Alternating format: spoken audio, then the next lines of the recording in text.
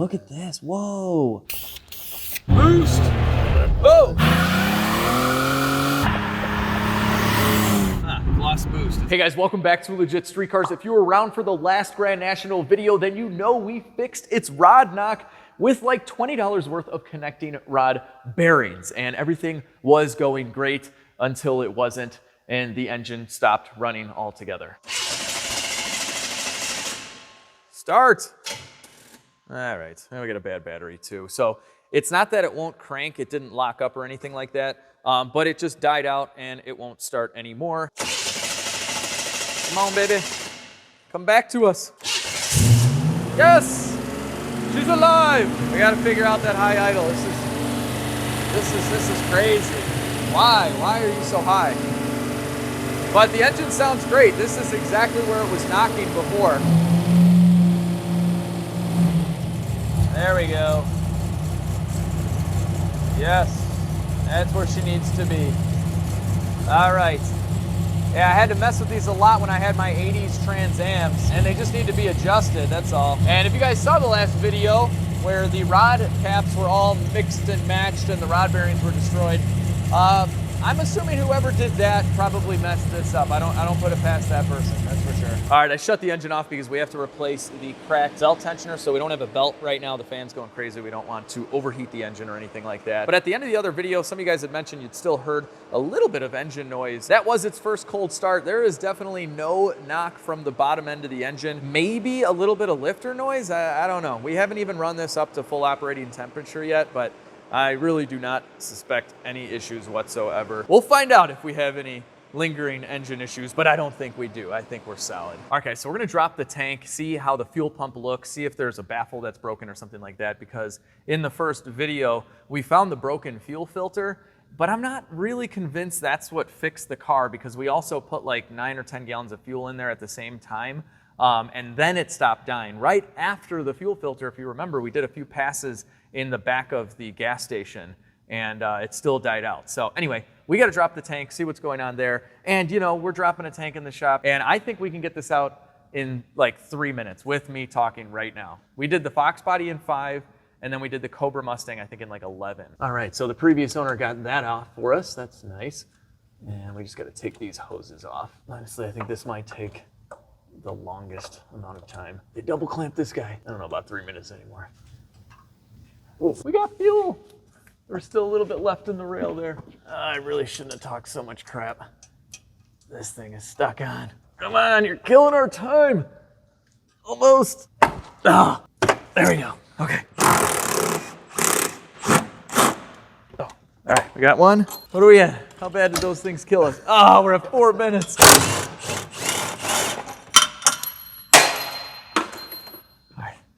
At this point, we gotta at least, oh, we got a connector. All right. This thing is out, this is, stop. 4:49, that's what I said, right? And I think we can get this out in like 3 minutes. Look, all that matters is that we beat the Fox body time, and we had already done that tank on our backs in the middle of a parking lot, and that took us 5 minutes, so Grand National rules. Look at how nice this car is though. So solid, we don't see this around Chicago ever. This is beautiful. Good bones. All right, we don't have a lot of fuel in here right now, which is good. There we go. So I wanted to do something with the fuel sending unit anyway, since it doesn't work. So hopefully we can knock out a couple of birds with one stone. Oh, this has definitely got some kind of aftermarket pump. All right, well, it's got a couple of gigantic zip ties that are getting in our way, so we're gonna get them out of our way. Oh, what kind of hackery do we have in here? There we go. Okay, that helped. Ooh, yeah, there is some debris in there. And she is a little corroded. So this is the return line right here. And yeah, we definitely have a DW200. Oh, this is actually really nice. And it's not all rusted out or anything. Very cool. Yeah, look at all that. Oh man, and I mean right now the tank is low, but it's not out completely, and this was the issue we were having. It had to have at least about a half tank of fuel to run fine, but once it got low, it would just die out on us every once in a while.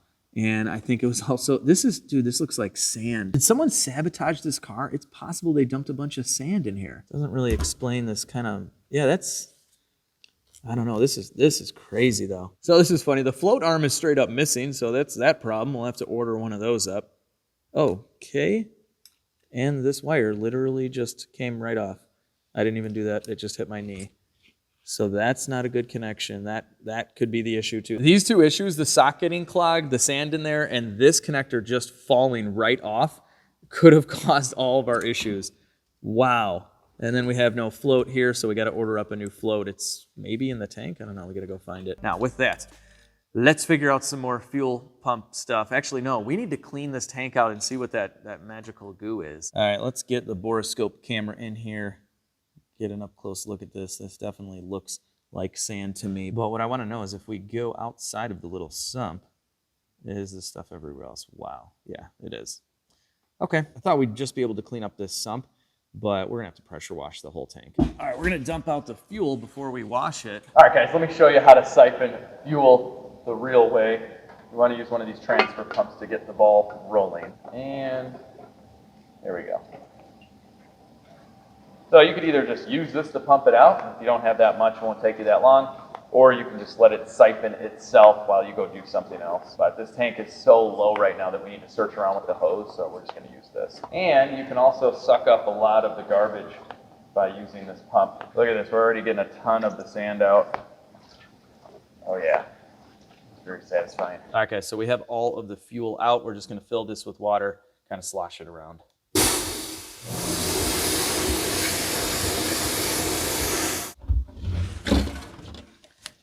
And again, there's not really a good way to drain this tank. There we go. I think I can still hear a little bit of sand, so this might take us a little while, but I'm gonna get it all out. Okay, all the water is out, and I just have my little blue blower blowing some air in there while we work on some other stuff to make sure that it's totally dry. While the tank is drying, and because we like to be efficient, we're gonna do something else that requires a little bit of dry time, and then we'll go work on the engine or something else while this is drying as well. So you can kind of tell what I'm talking about right now. This is a full frame vehicle, and this part of the frame is actually kind of like part of the cosmetics of the car. I mean, you could definitely see it from most every angle, and this just has a little bit of surfaced rust, so we're gonna take care of this. All right, we're also gonna take off the rear wheels because we can see these rusted drums, and we can get to this part of the frame that you can see. You really can't see any of this when the car is lowered, but we'll fix this. Let's take a look at our drum brakes while we're here. Ah, nice. Very good condition. I do want to swap these over to disc in the rear though, and put something bigger in the front. That's for another day. All right, so what we're gonna do here is just get any of the loose big stuff off by hand, just with a wire brush, like so. And then we'll just spray a little brake cleaner on here, clean it up. Blast it with some air. All right, so now this is all cleaned up. We'll pop it off again. All right, so here's our cleaned up brake drum. Next step is some KBS Rust Blast. You guys saw me use this on the SVT Lightning frame, and it basically just transforms rusted metal. It's pretty amazing. So I just put it into a spray bottle, and let's see what we can do here. We're just gonna saturate the entire brake drum. Don't need too much of it.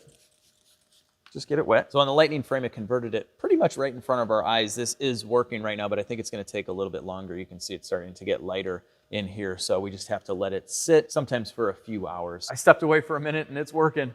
Look at it, it's gonna make it all silver and pretty cool. All right, so we're gonna hit up some of the frame. Again, we're just loosening this up, and this is nothing more than a little bit of surface rust. We could probably just grind it all away, honestly. But I will be removing the body from the Grand National to do all of the body mounts, and at that point, we're gonna blast the frame properly and coat the entire thing, along with rebuilding the engine, the transmission, all the suspension. We're gonna do basically a frame-off restoration on this car, but that's not until way later on. I'm doing kind of a refresh right now because I just wanna drive it a couple thousand miles before we tear it apart.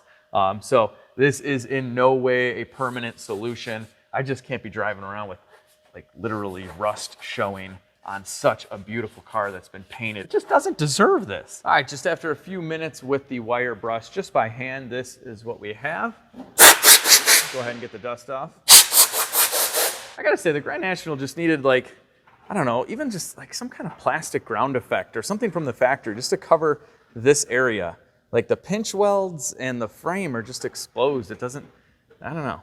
I think I could have done a better job there. That's pretty much it though. Everything else I love. All right, we're gonna go ahead and spray our rust blast now on the frame that you can see.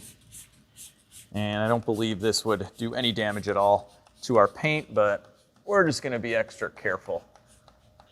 The paint on this car is really nice. All right, with everything drying, we're gonna move on to our brand new shiny belt tensioner. This thing was 150 bucks, kind of an expensive, big chunk of Grand National part. And to do this job, we're gonna remove some air intake tubes. And thanks to a few of you guys, we learned that we have some kind of upgraded intercooler on this car. Some of you guys had mentioned that this is the big neck intercooler. It looks very factory to me. I didn't get many more details, but supposedly this is a bigger neck and yeah, a higher performance intercooler, which would go along with the fact that we have a fully forged engine that was done a long time ago. And it does have a larger precision turbo, so someone was racing this car at some point. And this will give us an opportunity to fix this little hole right here. Yep, this is going all the way through, so that is unmetered air, no good. I should just replace this whole thing. We will. Eventually, I'll get a really nice air intake system. Oh, wow, yeah, this thing is rough. This is really rough. Oh, and I forgot, this air filter is pretty nasty too. Let's clean this up. We're gonna make this GN run perfect in this video. Okay, I just lost all the clamps. That's okay. A lot of you guys mentioned that this mass airflow sensor is probably bad, and I would have to agree. These oldies did go out quite often. Look at this. Oh man, it's definitely dirty. Okay, yeah, we'll need a new filter if we want this to look pretty one day, but we'll clean this up for now. I gotta find a nice and clean cold air intake setup for the Grand National. I'm sure someone makes one, right? Oh yeah, she's dirty. Look at all that nasty water coming out. Woo! Don't worry, GN. We're gonna let you breathe again. Some clean air so you don't get the black lung, Pop. All right, so now it's time to rinse off our rust blast. And just do that with regular water.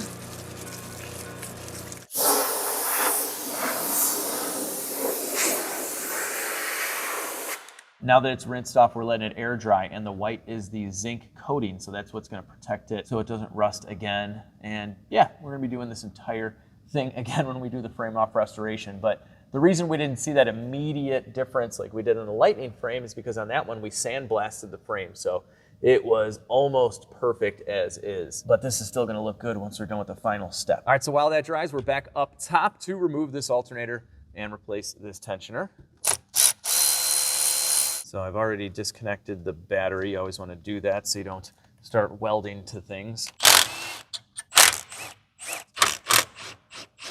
All right, now we can remove this bracket. All right, there's that. And one more piece of hardware for the alternator. And there's our ear that broke off. Okay, there we have it. Yep, this was cracked before. Now, unfortunately, I don't know if that's really gonna fix our belt issue. We're gonna find out. It can definitely make for a loose alternator, but it seemed like it had decent tension, so I don't know. Either way, we gotta replace it. Oh yeah, she's tight.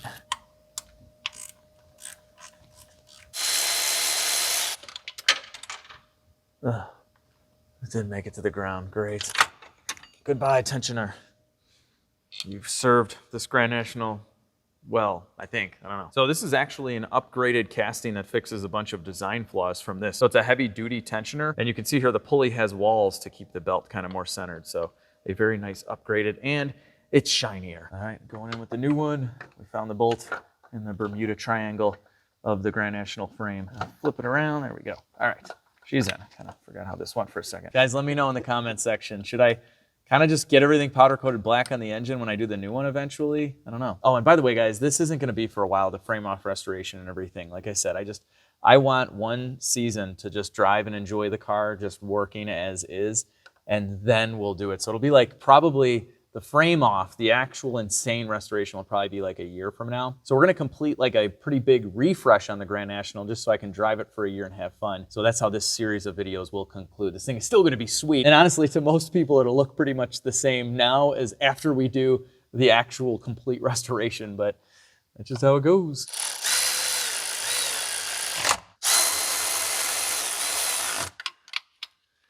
Click, click. The different tones of click indicate a different torque. I'm just gonna walk away now. All right, back in with the alternator. Ah, haha. We did it, yay. We gotta get some different hardware on this too when we build this thing up. That's just not pretty. All right, let's go in with 300 foot-pounds here. Just kidding, I do not want this to break. I'm gonna be gentle. Click. Yeah, this is getting a baby click. Click, click. Yes, we double swiveled this, okay? I'm just too lazy to go get another tool. These sonic swivels are amazing. All right, time to get the belt on. Does that feel any different?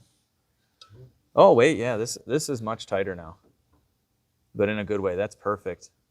Oh, we might have fixed something. All right. Hey, look at this. The compressor housing on the turbo is a Garrett. All right. I was gonna look up to see what turbo this is and how much power it can make, but now this has me wondering what's going on. It's Precision on the turbine housing. I thought Garrett and Precision were a different company. Did Precision modify Garrett turbos or vice versa? No, it would be, yeah, it would be Precision modifying Garrett. I don't know. Let me know, guys. It's probably a really old turbo, but it's half Precision, half Garrett, I guess. All right, with the tensioner on, it's time to make this frame look pretty. So we're using a 2-in-1 black primer. This has a zinc oxide as well. So this works really well with a bare metal, and this is a satin finish. So we could have gone with gloss or satin. I think satin's gonna look good. We don't want this to outshine the actual paint job on the car.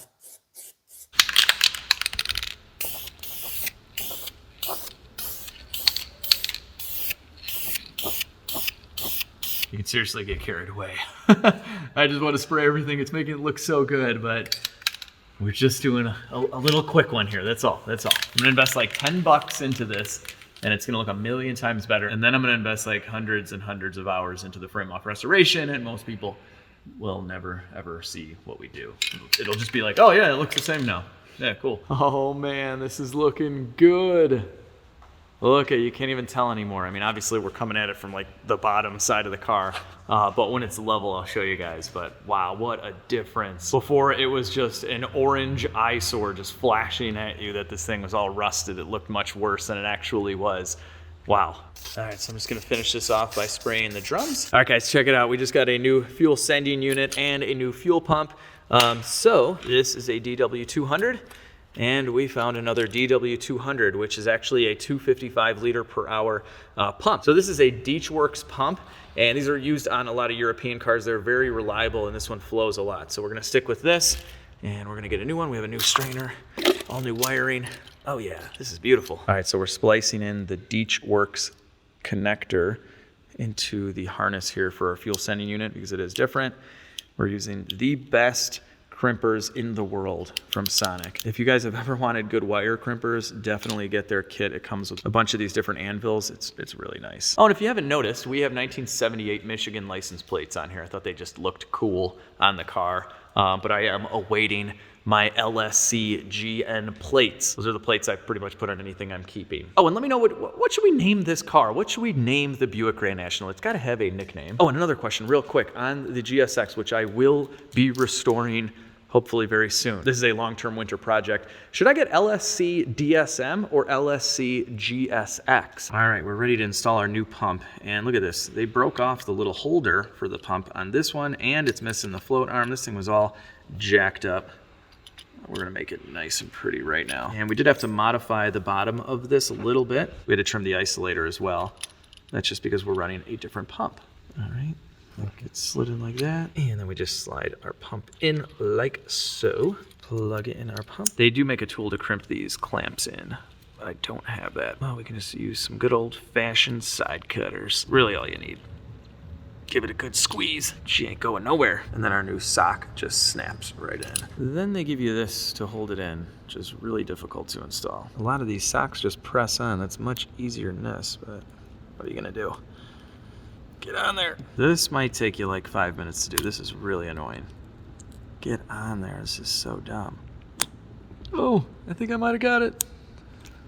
Yes, yay. All right, our sock is on. That's really annoying. Look at this beautiful piece to go in our nicely clean tank. Let's put it in. Look at the inside of the tank. It's perfectly dry and clean. That's how we like it. Oh, and we also got rid of the need for the gigantic zip ties as well, so it should be much easier to reinstall. All right, don't forget your little black rubber seal there. And then our lock ring. Bam. Beautiful.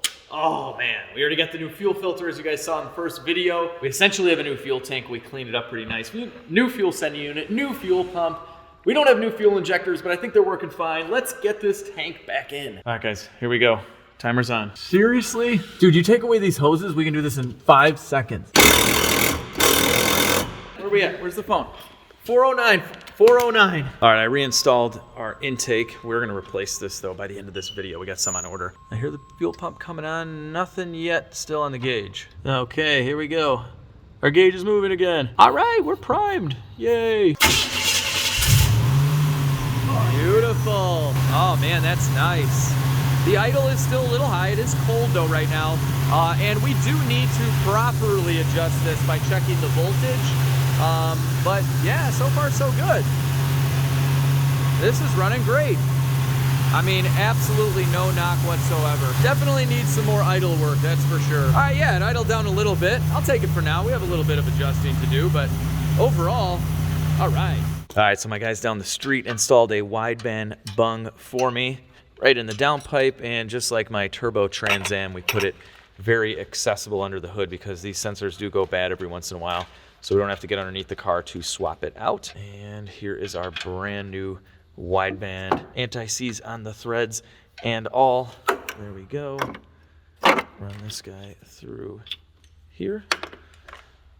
All right, cool. All right, so we're gonna be installing a boost controller and the boost gauge properly in the car in the next video. Right now, I just wanna see what the AFR is, and we're gonna go for our first spirited drive and see what she feels like, well, you know, as long as the AFR is good. So right now, we're just kinda rigging this together. That's connected. We just got it running through here, and we're pirating power from the other gauges. Oh, and check this out, guys. We have working hood shocks. This hood is really heavy. These shocks are working great. Look at this. It just, whoo, it's fast. Look at that. It's basically a low emissions Honda. Practically a hybrid. Oh, no, not anymore. Well, it's got to warm up, all right? Let's pretend that didn't happen. It's cold. It's good. It's the next day. All right, we've let it warm up a little bit. Now it's running lean. Okay. RPM's still a little bit high, but our gas gauge does work. I only put about 5 gallons in it just to make sure, and it's pretty accurate. There we go. All right. Okay, that's like a quarter throttle. Goes right into the 11s. That's nice. Okay, we got up to 10 PSI of boost on that little run. It just lit the tires up. That was 10 PSI. I wonder if that's basically what it's set at, is 10 PSI of boost. Okay, that was pretty much all the way down. Let's give it some love. Boost! Oh! Oh man, we got a battery volt light thing coming on. It's flashing. So that's cool. I don't know how I'm bleeding right now. I cannot get blood anywhere on my Grand National interior. Okay, there we go. She's only set at 10 PSI of boost. That's like nothing for these. I don't know what stock is, but that could be stock-ish level boost. So yeah, that's nothing. It feels good though. It's running in the 11-10 range, so kind of rich, but I mean, overall super conservative right now. Woo! Yes! All right, we'll do a little roller. Boost! Oh, it's lighting them up. Oh my God, this cluster, the Speedo is hilarious. As soon as the tires let loose, it just goes wow, and then it goes wow. I love it. This was just your grandma's Buick. They just stuck a cool engine in it, basically. All right, we're getting some more gas. I want to watch that gauge kind of go up. So we did 5 gallons first, quarter tank. That's about right. We're gonna put a little bit more. We'll do another 5 gallons, see if it goes to half tank, and we should know if it's fixed. All right, so we got 5 gallons in. Let's take a look at our gauge. It runs good. It's slowly climbing up. These gauges are so slow and they still do move around a little bit. The baffling is not the best. It's the 80s. Yeah, we put another 5 gallons in, probably settle around half tank, so we're good. We fixed the gauge. It's so quiet and like unassuming. This has different mufflers on it. It's just so quiet, you can't hear anything. All right, it's running rich. I mean, whatever, it's conservative though. It's not going lean. It's only on 10 PSI. Guys run like 20 PSI or more on these. Oh man, this engine just sounds perfect though. It really does. Like the rod bearings, everything's good. Oil pressure's good. We are solid. I mean, I don't know how long we'll be solid for, but we're good now. Let's see if I can get you guys some audio, some good audio of this engine. It's so quiet. There it is. Oh, we went higher in boost. It got up to like 12. Yeah, there it is. That's like 11. Okay. All right, so we've been beating this thing up a little bit, and it runs great. No knock, no belt squeal. I think the motor mounts are kind of shot because it shakes, but it's not misfiring. It's idled down well. The intercooler's doing its job. This is awesome. My blood is drying up too. The Grand National just fixes everything.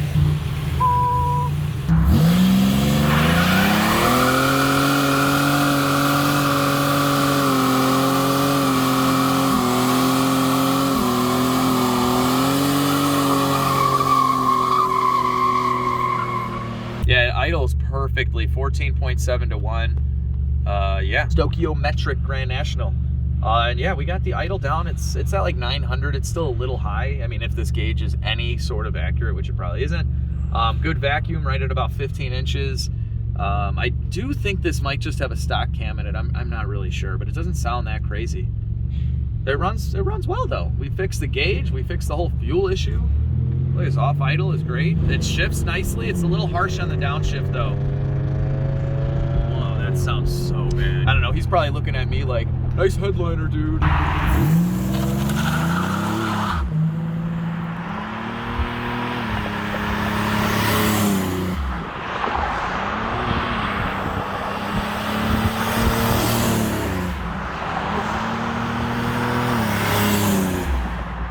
right, here's a 20 roll.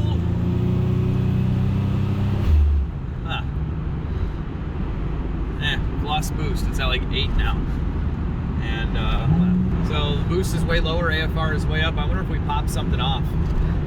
I don't know. We did quite a few passes there, and it felt great. It felt great the whole time, right around 11-ish, 12-ish PSI, which we found out that is totally stock. So it's basically on stock boost pressure, and I think something might have popped off. It still runs good, but stuff is getting weird.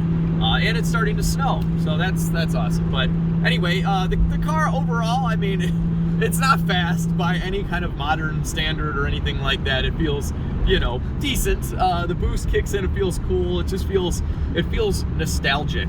Is that like a really kind way of saying it's just kind of slow? It's fast for its time. It's really fast for its time. So in the next video, I am going to lay out a table of performance parts. It's gonna be, well, just like my inspiration for all my videos in the garage. It's gonna be like one of those Saturday, Sunday morning horsepower TV type of episodes. We're gonna have all the performance parts laid out.